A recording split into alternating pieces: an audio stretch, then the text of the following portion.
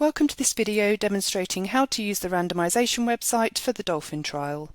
The randomisation programme determines an infant's study number, the arm of the trial they will enter, and confirms that the infant meets all of the eligibility criteria for the trial. It is also where the parent's contact details and the screening log are entered. The randomisation website for DOLFIN is located at the URL on this page and should be accessible on most devices and browsers. You will also have details of this in your document box with your username and your password.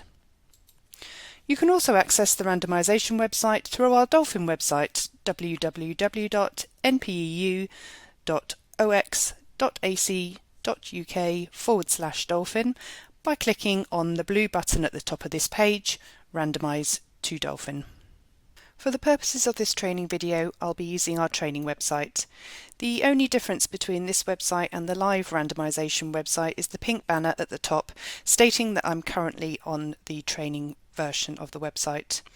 And also you will see the generic list of centres used to log in as opposed to the list of current recruiting sites which you will be seeing on the live website. Each centre will have a single login for the purposes of randomising subjects into the trial. I'm going to go ahead and log into the training website as Centre 1. Once you've logged in with your own centre details, you will see the main menu. The first option is to randomise infant, and clicking this will take you onto the form where an infant can be randomised into the trial. I'm going to go ahead and enter some sample data from eligible participant. So I have gone ahead and entered the basic details of the infant, and this page also goes through the inclusion criteria and exclusion criteria.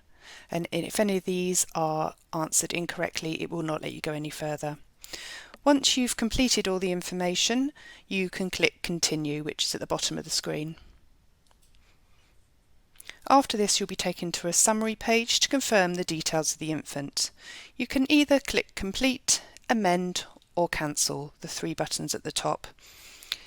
If I click Amend, I'm able to make any changes to the data previously entered, and once any changes have been made, click Continue again and you'll be able to go back onto the summary screen. So in this case, I will just change the weight of the infant, press Continue again, and it takes you back to this page. So I'm going to go ahead and confirm this data is all correct by clicking the Complete button at the top. Once the data is confirmed as being correct, you'll be sent to this page, and this page shows the study number of the infant and the pack ID, which will correspond with a pack you have in your pharmacy or in your neonatal unit, depending on where you're storing the supplement. This also lets you know that the infant has been successfully entered into the trial. There is also a print button on this page. Click on this to open up a PDF, which you can then save to your electronic site file, or you can print a hard copy for your records. And there is the PDF. Just click the back button, it will take you back to this page. There's also a button here to enter the contact details of the parents. This short web form should be completed as soon as possible, ideally immediately after randomisation. As soon as these details are completed, the parent will be sent a link to complete a baseline questionnaire via an SMS link or an email link. If this is not possible, I'll demonstrate later where these details can be added or edited. After entering, you can then return back to the home page. You can see the study number for the infant is displayed at the top of the home page. I'm now going to enter another infant into the trial with some different data to show you what happens when data that makes the infant ineligible or data slightly out of the normal range is entered onto the randomisation programme. So again, I click to randomise infant and I'm going to enter some incorrect data. So I've entered some more data for a different infant. If I click on Continue now, the website gives me a warning in yellow at the top here and an error in red. Warnings in the yellow or on their own will not prevent the infant from being randomised. It is just a warning to you that the information you have put in is slightly outside of the range that should be expected. Errors, however, in red will prevent the infant from being randomised, as they normally check eligibility criteria for the trial. So I'm just going to go through and change this information, and I have put that in wrong, so I'm going to change to that. And then I've seen that I've actually accidentally ticked no here and I meant yes. Change that and then click continue, and it lets me go through to this page again. You'll also see a warning message on this page about a potential duplicate randomisation.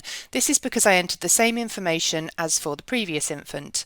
This warning only appears if the same date and time of birth and EDD have been entered for another infant who has already been randomised.